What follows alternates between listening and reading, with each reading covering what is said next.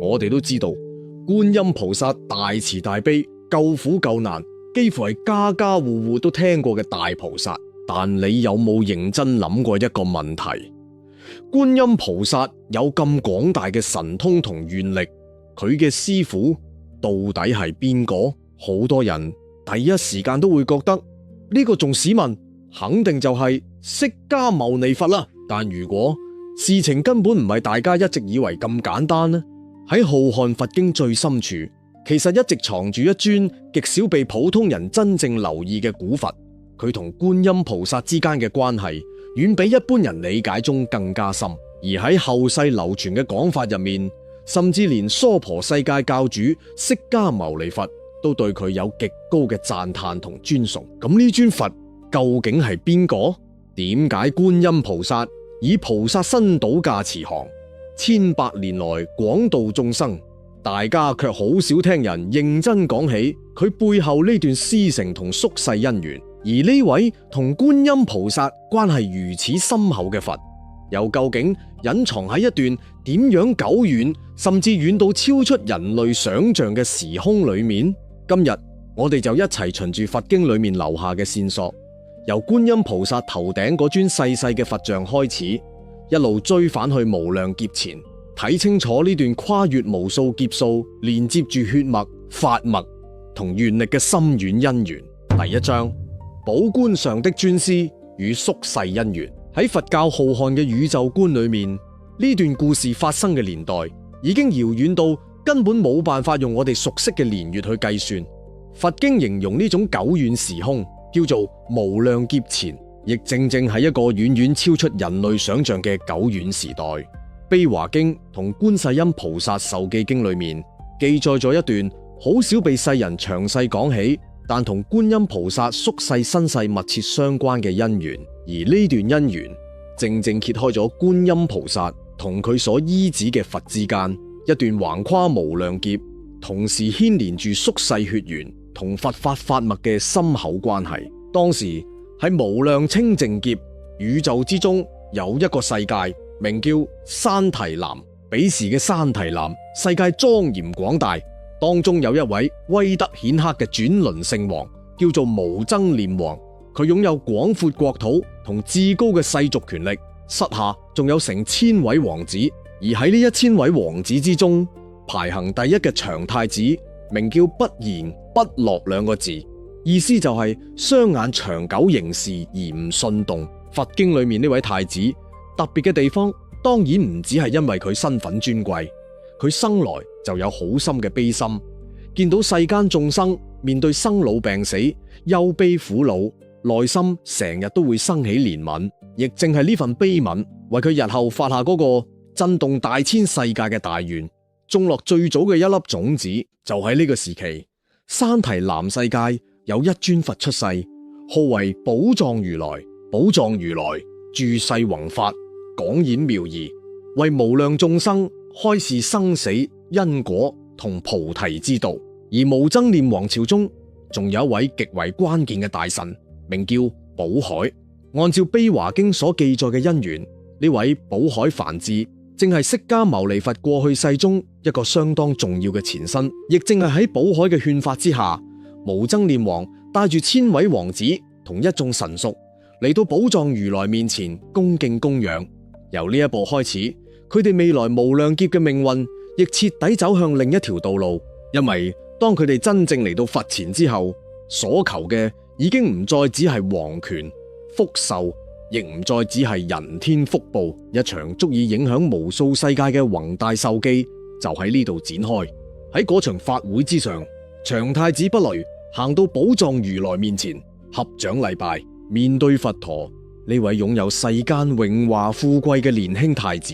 冇祈求自己來世繼續擁有皇位，冇求長壽財富，亦冇求一種可以凌駕眾生之上嘅神通。佢真正望見嘅，反而係眾生一路承受緊嘅苦。於是不樂太子喺佛前發下咗一道極其沉重嘅誓願：世尊，若有眾生受諸苦惱、恐怖等事，退失正法，墮大暗處，憂愁孤窮，無有救護，無有歸趣，若能念我，稱我名字，為我天眼天耳之所聞見，世間眾生不免苦難者，我終不成阿耨多羅三藐三菩提。呢一願真正震撼嘅地方，就係佢幾乎將自己未來成佛同眾生所受嘅苦徹底綁埋一齊。只要世間仲有眾生困喺恐懼、絕望同孤苦裏面，只要有人稱念佢嘅名字，而呢一把聲音已經俾佢聽見，但佢卻冇辦法令對方離開苦難，咁佢就寧願唔取最終嘅無上菩提。去到呢一步，已經唔單止係一般意義上嘅慈悲，而係一度將自己放喺無盡眾生之後，先救眾生，再成就自己嘅大願。寶藏如來聽完呢個誓願之後，當即為不從太子授記，並賜俾佢一個後來流傳千古、幾乎無人不知嘅聖號：善男子，與觀天人及三惡道一切眾生生大悲心，欲斷眾生諸苦惱故，欲施其餘一切眾生作安樂故。善男子，今當自語為觀世音。觀世音呢個名號就由呢度顯現出來。觀世間苦難之音，循聲而起，大悲之心。但成件事真正令人震撼嘅地方，仲唔止係不累太子後來成為觀世音菩薩呢一層，因為就喺同一場宿世姻緣裏面，佢嘅父王無僧念王同樣喺寶藏如來面前發下咗極其宏大嘅菩提誓願。呢位曾經擁有至高世俗皇權嘅轉輪聖王，此後所求嘅已經唔再係繼續做一國之主，而係成就一個清淨無染，可以接引無量眾生脫離生死嘅佛國。經過寶藏如來授記，呢位無僧念王後來成就為西方極樂世界嘅教主阿彌陀佛。去到呢度，一段隱藏喺無量劫之前嘅關係，先真正顯露出佢令人意外嘅輪廓。過去世裏面，無僧念王係不藏太子嘅父親，而到後來嘅佛法因緣之中，阿彌陀佛同觀世音菩薩又共同構成咗西方極樂世界最核心嘅教化體系。換句話講，如果由宿世血緣去睇，阿彌陀佛同觀音菩薩曾經有父子因緣，而由後來漫長嘅佛法傳承去睇，觀音菩薩嘅廣大悲願又一直同阿彌陀佛嘅淨土願海緊緊相連。亦正因為有呢一層關係，觀音菩薩頭頂嗰個極為特別，好多人睇過卻未必認真留意嘅細節，就變得更加值得細看。喺大乘佛教經典《觀無量壽經》裏面，對於觀世音菩薩嘅莊嚴形象有一段非常明確嘅描述：頂上毗楞迦摩尼寶，以為天觀，其天觀中有一粒化佛，高25由旬。即係話喺觀音菩薩寶觀正中央一直安住住一尊化佛，而呢尊佛正正就係阿彌陀佛。所以當我哋喺寺廟、壁畫或者各種觀音造像裏面見到觀音菩薩頭頂有一尊細細嘅佛像時，佢絕對唔係工匠隨手加上去嘅裝飾。呢個位置本身就帶住非常深嘅象徵意義。喺古印度同佛教傳統禮儀裏面，頭頂代表身體最高、最尊貴嘅位置，所以所謂頂戴，從來都唔只係將某個形象放喺頭上咁簡單，而係代表將自己最尊奉嘅法、最敬重嘅佛放喺生命之中最高嘅位置。觀音菩薩將阿彌陀佛頂戴喺寶觀之上，所呈現嘅正係呢種極其深厚嘅法門關係，而呢種關係亦絕對唔只停留喺世俗理解入面嗰種師徒尊敬，佢背後仲包含住更深一層嘅佛法意義，其中一層係不忘本願。佛教經典裏面亦有觀世音菩薩喺久遠劫前早已成佛，號正法明如來嘅說法，只係為了繼續救度眾生，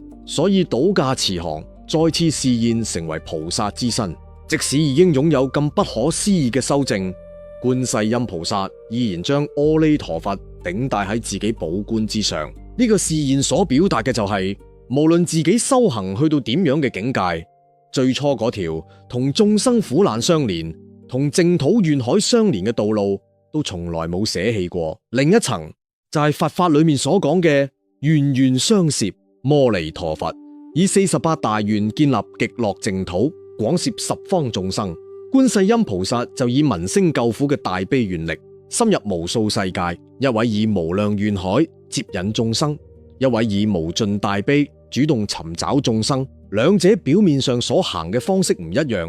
但最後指向嘅其實都係令眾生離苦得樂，慢慢走向解脫。亦正因為咁，佛門裏面成日會用一燈燃百燈去形容法嘅傳遞。一盞已經點着嘅燈，將自己嘅火焰傳到另一盞燈，再由第二盞燈繼續點着第三盞、第四盞，甚至千燈萬燈。最初嗰盞燈嘅光並唔會因為分咗俾其他燈就減少，相反，當無數盞燈一齊亮起來，原本嘅黑暗反而會被慢慢照破。由呢個角度去睇，阿彌陀佛所代表嘅無量光，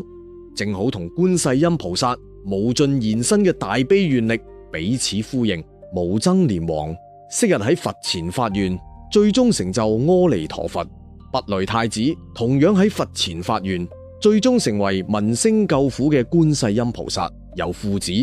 到佛與菩薩，由山提南世界一場發願，到後來西方極樂世界一齊攝受眾生。呢段因緣跨過嘅已經唔係一生一世，而係多到根本無法計算嘅漫長劫數。所以觀音菩薩寶觀正中央嗰尊阿彌陀佛，亦因此擁有一層遠遠超出造像本身嘅深刻意義。佢承載住宿世因緣，亦承載住淨土法脈，既提醒最初所發嘅願，亦象徵住漫長歲月裏面一直冇斷過嘅願力傳承。而有咗呢一層關係之後，我哋再去理解觀音菩薩點解可以喺千百億劫裏面不斷示現、不斷尋聲救苦，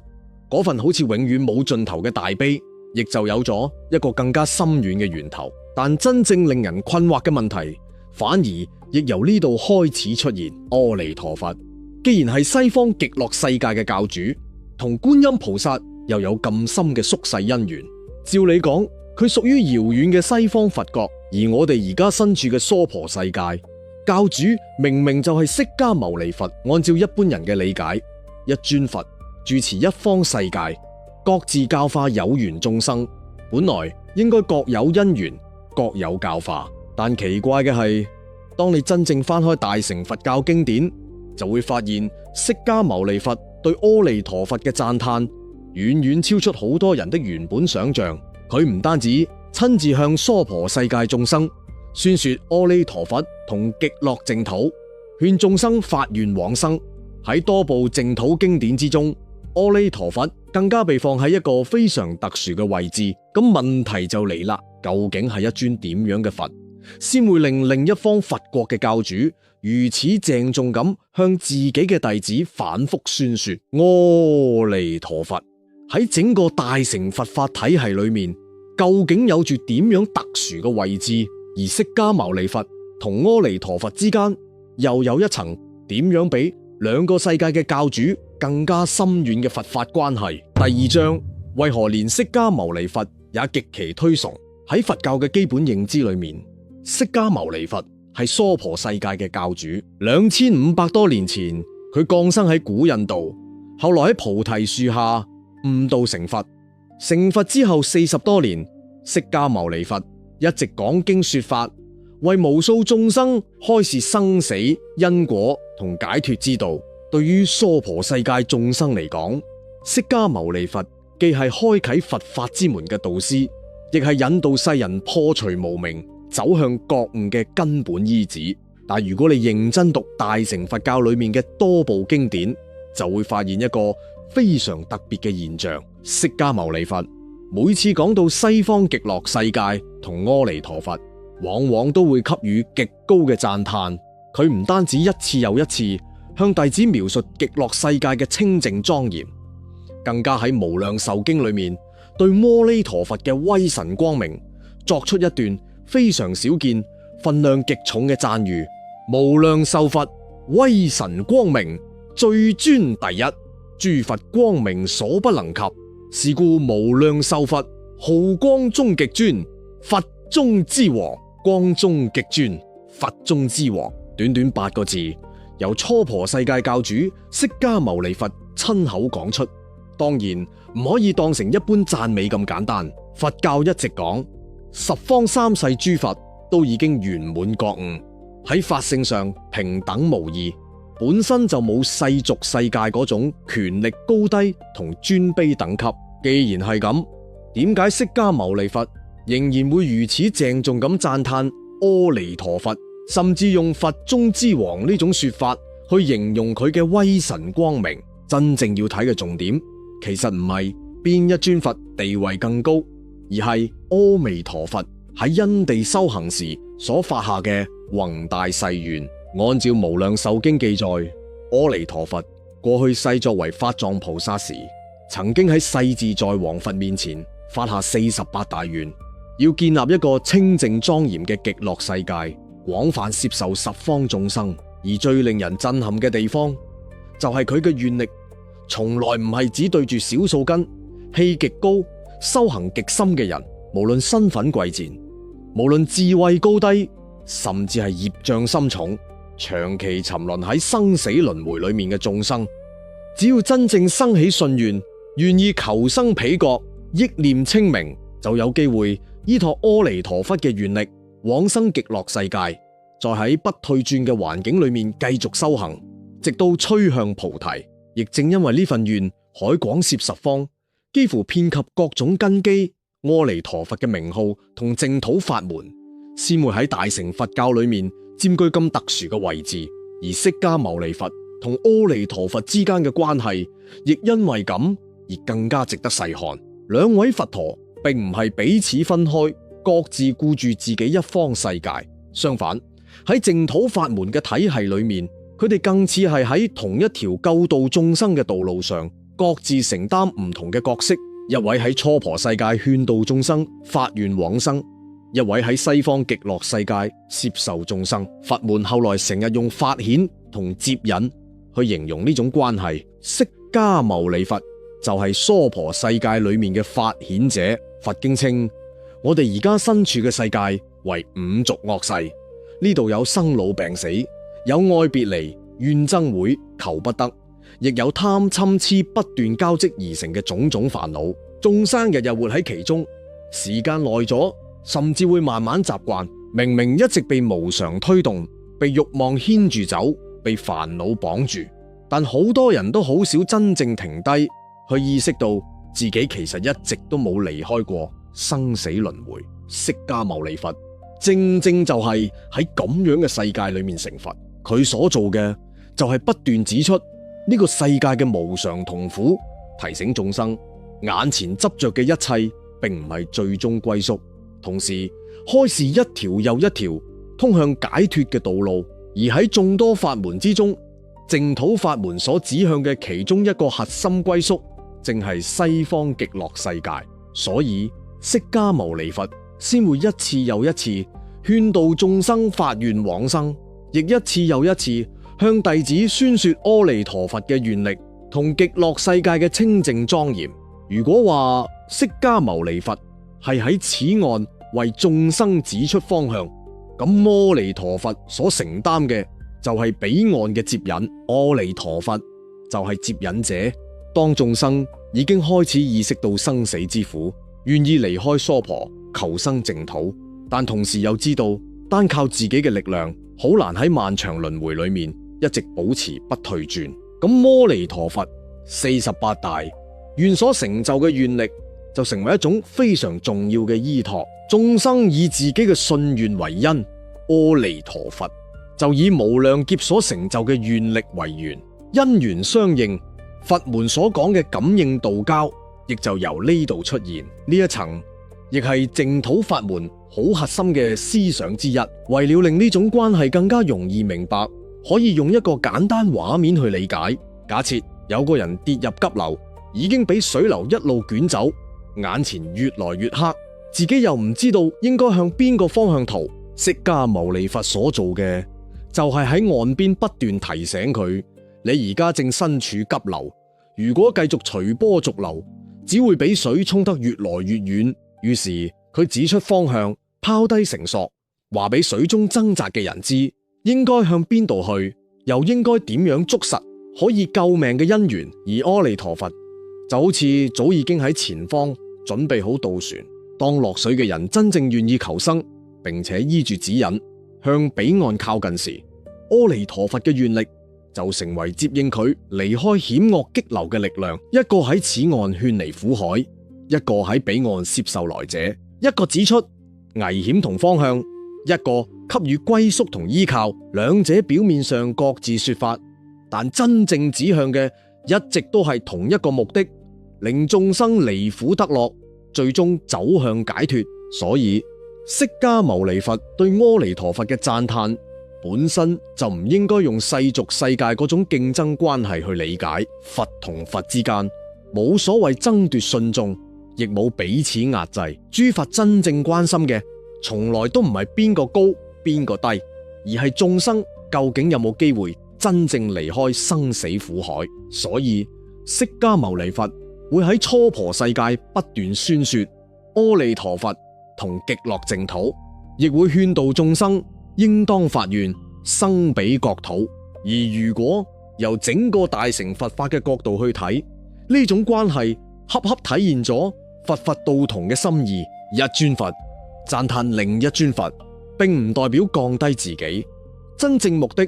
係為眾生指出適合佢哋根基嘅解脫因緣。明白呢一層之後，再反轉頭睇觀音菩薩寶冠上面嗰尊阿彌陀佛，佢嘅意義就會清楚好多。觀音菩薩作為西方三聖之一，同阿彌陀佛、大勢至菩薩一齊攝受眾生，佢既同極樂淨土有非常深嘅法脈因緣，同時又以尋聲救苦嘅大悲願力廣泛示現喺初婆世界同無量國土之中。換句話講，釋迦牟尼佛喺初婆世界指出解脫嘅道路，阿彌陀佛以願力攝受眾生，而觀音菩薩嘅大悲救度就好似將呢兩邊連接起來嘅一條橋，佢深入眾生最痛苦、最無助嘅地方，聽見一啲可能根本冇人聽見嘅呼喊，再以慈悲願力給予救護。所以觀音菩薩頭頂一直頂戴住阿彌陀佛，所代表嘅亦唔單止係對導師嘅尊崇，佢更加似係時時提醒世人，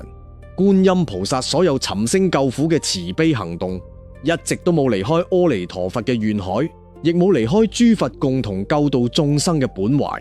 由釋迦牟尼佛喺初婆世界發顯，到阿彌陀佛喺極樂世界接引，再到觀音菩薩穿梭十方世界尋聲救苦，三者之間最後所指向嘅始終都係同一件事，就係令仍然困喺苦海裏面嘅眾生真正睇到一條可以離開嘅路。所以觀音菩薩寶冠上嗰尊阿彌陀佛先會有咁深遠嘅意義。佢象徵嘅唔止係師徒，唔止係法脈，亦唔止係對一尊佛嘅尊崇，更加係想話俾世間眾生知，就算苦海無邊，救度之門亦從來冇關閉過。只要一個人真正願意回轉身心，願意朝住光明嘅方向行，來自彼岸嘅接引之光早就已經照向娑婆。第三章，從佛菩薩的關係看世人的修行，一路追溯阿彌陀佛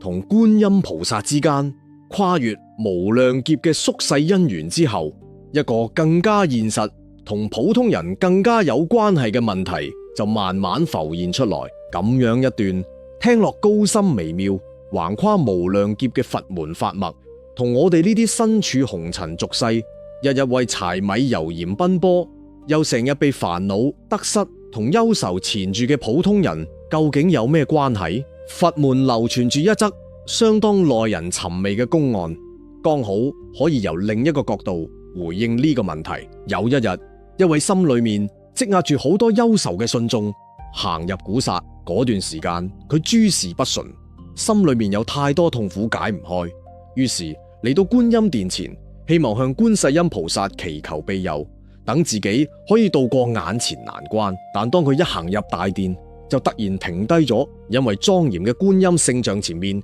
竟然跪住一個人。嗰個人雙手合十，手上捏住念珠，低聲念住觀音聖號，一拜又一拜，非常虔誠。真正令呢位信眾愕然嘅，當然唔係有人喺佛前禮拜，而係眼前呢個人嘅面容、神態，甚至整個人散發出來嗰份慈悲氣質，竟然同佛台上供奉嘅觀世音菩薩一模一樣。信眾望咗好耐，最後忍唔住行前幾步，小心翼翼咁問：請問您是觀音菩薩嗎？嗰個人慢慢睜開雙眼，微微一笑，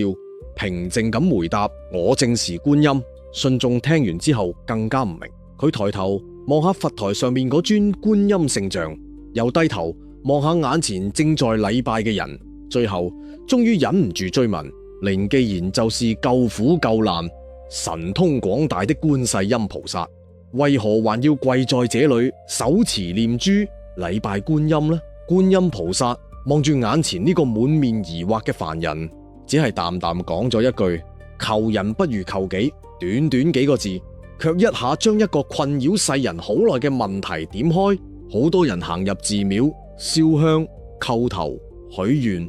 心裏面真正期待嘅，往往係有一種力量可以替自己解決晒所有問題。事業唔順，希望佛菩薩幫自己轉運；身體有病，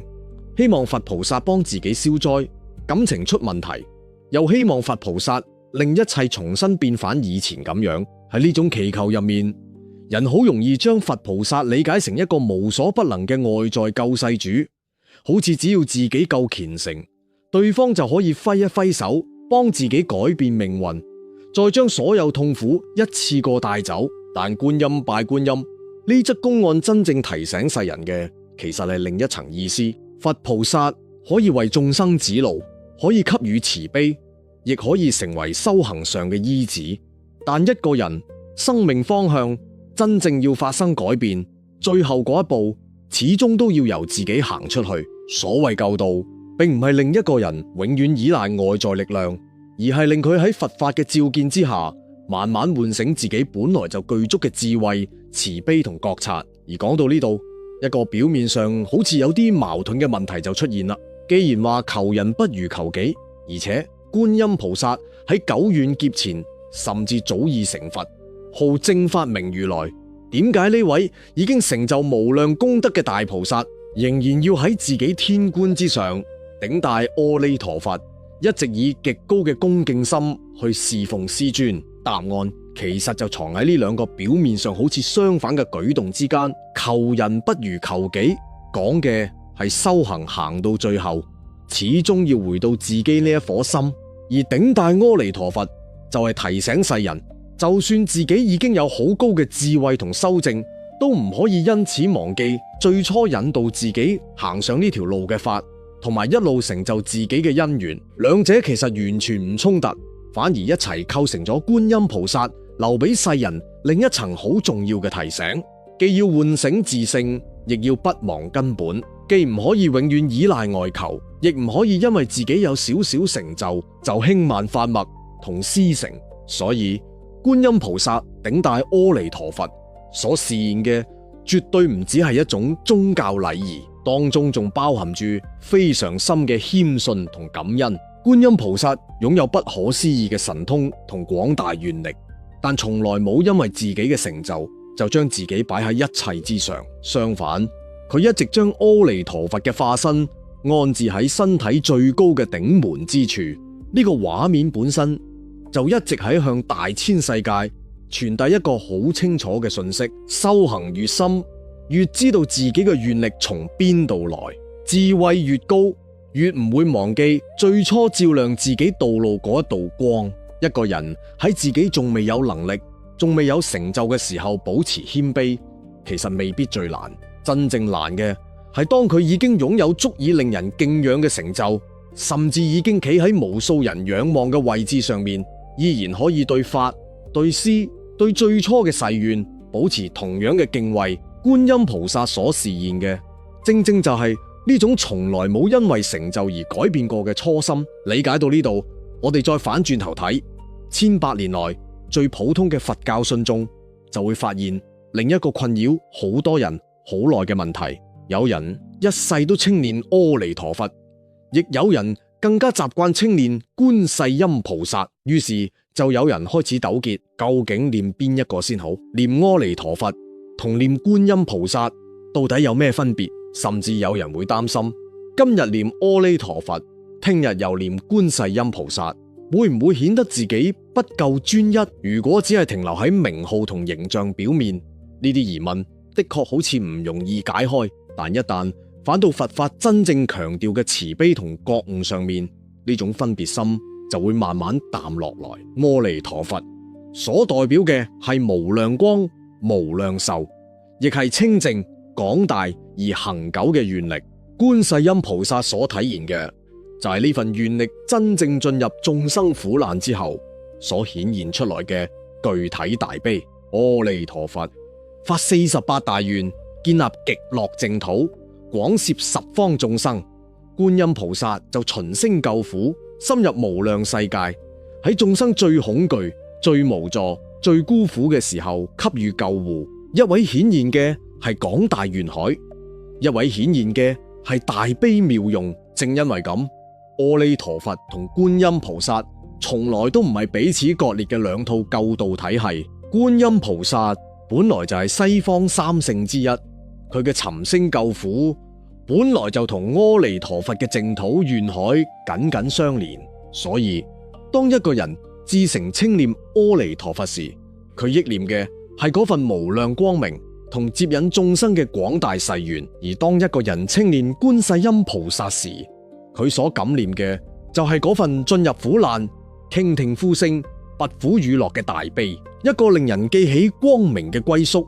一個令人感受到慈悲可以落實喺當下。兩者最後指向嘅依然係令眾生由恐懼走向安定，由迷失走向覺察，由煩惱慢慢走向清淨。所以真正重要嘅從來唔係要喺兩個名號之間爭一個高低，真正需要改變嘅其實係念佛嗰個人自己呢一顆心。如果把口不停念住阿彌陀佛，但個心一直裝住貪婪、嫉妒同怨恨，咁佛號雖然冇停過，自己嘅生命未必真係有向光明靠近。如果日日稱念觀世音菩薩，但面對身邊真正需要幫助嘅人，自己依然冷漠、刻薄，冇半點憐憫，咁口中所念嘅大悲依然只係停留喺把口。所以稱念聖號真正珍貴嘅地方，係每念一句都不斷提醒自己。當你念阿彌陀佛，要提醒自己個心慢慢靠近清淨、安定同光明；當你念觀世音菩薩，亦要提醒自己學識聽見其他人嘅痛苦，等慈悲唔再只係一句名號，而係慢慢變成自己真正會做出來嘅行為。去到嗰個時候，所謂救度就唔再只係坐喺度等外界突然出現一個奇蹟，佛菩薩嘅願力成為你嘅依止，而你自己亦喺依止之中開始改變。原本被侵恨佔據嘅地方慢慢生出寬容，原本被恐懼籠罩嘅內心開始恢復安定，原本只顧住自己苦樂嗰顆心亦開始真正睇見其他人所受嘅苦。呢一層可能先係觀音拜觀音真正耐人尋味嘅地方。我哋當然可以向佛菩薩祈求，亦可以喺自己最痛苦、最無助嘅時候稱念嗰一句聖號。但佛法最後想喚醒嘅，從來都唔只係一個不停向外求救嘅人，而係希望有一日，當你再次面對世間嘅痛苦，自己心裏面都可以生起一啲觀音菩薩嘅慈悲。當你身處黑暗，仍然守得住一啲阿彌陀佛所象徵嘅無量光明。去到嗰一刻，佛菩薩就唔再只係高高供奉喺殿堂之上嘅聖像，嗰份慈悲，嗰份光明，亦開始真正進入你自己嘅生命裏面。第4章，看懂這層關係，才是真正讀懂了佛法。當我哋再次穿過裊裊升起嘅香煙，重新行入古剎大殿，抬頭望向嗰尊莊嚴肅穆嘅觀音聖像時，目光可能已經唔會再只停留喺佢慈悲溫和嘅面容，或者手中嘅楊枝淨瓶上面。我哋嘅視線可能會慢慢移到大士寶冠正中央嗰尊好細、平時極容易被忽略嘅化佛身上。過去無數人企喺觀音像前頂禮膜拜，但未必真係留意過佢嘅存在。即使曾經見過，好多人都可能只當佢係造像上面一個裝飾，或者一種沿襲咗千百年嘅宗教符號。但當我哋一路追溯返無量劫前，再重新望向呢尊細細嘅阿彌陀佛時，佢所承載嘅意義已經同最初完全唔一樣。佢連接住一段橫跨無量劫嘅宿世因緣，亦將一條極其深遠嘅佛門法脈串連起來。由悲華經裏面無僧念王同北韓太子嘅宿世法願，到後來阿彌陀佛同觀世音菩薩共同攝受眾生，由無量壽經裏面釋迦牟尼佛對阿彌陀佛光中極尊、佛中之王嘅高度讚嘆，到娑婆世界嘅法顯、極樂世界嘅接引，再到觀音菩薩一直將阿彌陀佛頂戴喺寶冠之上，提醒自己不忘本願，不失法脈。原本一尊睇落毫不起眼嘅小佛像，背後竟然牽住一段咁漫長、咁完整嘅因緣。而當我哋睇到呢度，亦會慢慢明白，佛門裏面佛同菩薩之間嘅關係，本來就唔係世俗想象中嗰種爭香火、分高低嘅關係。諸佛菩薩真正相通嘅，始終都係同一個方向，以唔同嘅願力、唔同嘅方便、唔同嘅示演引導，仍然困喺生死苦海裏面嘅眾生，慢慢挽到一條可以離開嘅路。所以當我哋真正睇明觀音菩薩寶冠上面嗰尊阿彌陀佛時，所睇明嘅其實已經唔只係一個造像細節，佢背後真正指向嘅係佛法裏面一個好重要嘅提醒：修行可以一路向前，但唔可以忘記自己由邊度出發。智慧可以越來越深，但唔可以因為咁就失去敬畏。慈悲可以廣大無邊，但佢嘅根始終離唔開感恩同初心。觀音菩薩已經擁有不可思議嘅願力同功德，但依然將阿彌陀佛高高奉喺頂門之上。呢個示現並唔代表佢自身有所欠缺，反而正正因為修行已經去到咁深，先更加清楚真正嘅圓滿從來唔會令人變得傲慢。越接近覺悟，越明白點解要敬畏，越擁有力量，越唔會忘記最初照亮自己道路嗰一道光。亦正因為咁，佛法真正想改變嘅，從來都唔只係一個人表面上嘅命運。世人遇到困頓、疾病、失意同絕望時，往往先會突然諗起行入寺廟、燒香禮佛，希望佛菩薩可以幫自己化解眼前嘅災厄。有呢份祈願本身當然冇問題，但如果一個人只係想得到庇佑，卻從來冇認真反觀自己，每一個起心動念只係想結果改變，卻唔願意面對自己過去種落嘅因，把口不停稱念佛號，但個心依然被貪婪、嗔恨同執着牢牢困住。咁再多嘅跪拜都好容易只停留喺一種世俗交換嘅心態入面。真正嘅修行去到最後始終都要反到自己呢一顆心。所以下一次當你再行入寺廟，企喺佛菩薩面前合掌，或者輕輕念出阿彌陀佛、觀世音菩薩時，不妨問一問自己：我而家究竟喺度求緊乜嘢？如果只係希望佛菩薩幫自己搬走所有痛苦，咁呢一拜好可能會隨着願望實現或者落空而慢慢發生變化。但如果借住呢一拜令自己重新生起敬畏，借住呢一聲佛號令煩亂嘅心稍為靜落來，借住觀音菩薩嘅慈悲提醒自己少一啲傷害，多一啲體諒，再借住阿彌陀佛所象徵嘅無量光明提醒自己，就算身處低谷都唔好徹底放棄向善同清淨嘅方向，咁佛法先算真正開始進入自己嘅生命。我哋所禮拜嘅當然係莊嚴嘅佛菩薩聖像，但禮拜真正嘅意義唔應該只停留喺泥塑木雕本身，佢更加似一面鏡，讓我哋喺低頭合掌嗰一刻，重新望一望自己內心深處，仲有冇善念，仲有冇感恩，仲有冇對因果同生命最基本嘅敬畏。我哋所稱念嘅亦唔只係一個用嚟求取世俗利益嘅名號。每一句阿彌陀佛都係提醒我哋慢慢靠近清淨同光明。每一句觀世音菩薩都係提醒我哋唔好只睇見自己嘅苦，亦要學識聽見其他人嘅苦。走到呢度，觀音菩薩寶冠上面嗰尊阿彌陀佛，可能亦就有咗另一層更加貼近普通人嘅意義。佢一直高懸喺頂門之上，無聲咁提醒每一個仍然喺紅塵入面跌跌撞撞嘅人，無論修行去到邊度，都唔好忘記最初嗰點善念。無論擁有幾多，都唔好失去感恩同敬畏。無論經歷點樣嘅黑暗，都唔好俾自己心裏面嗰份慈悲徹底熄滅。只要嗰點善念仲喺度，只要嗰點光仲未熄，你就依然知道自己下一步應該向邊個方向行。而所謂頭頂有佛，心中有光，可能真正指住嘅就係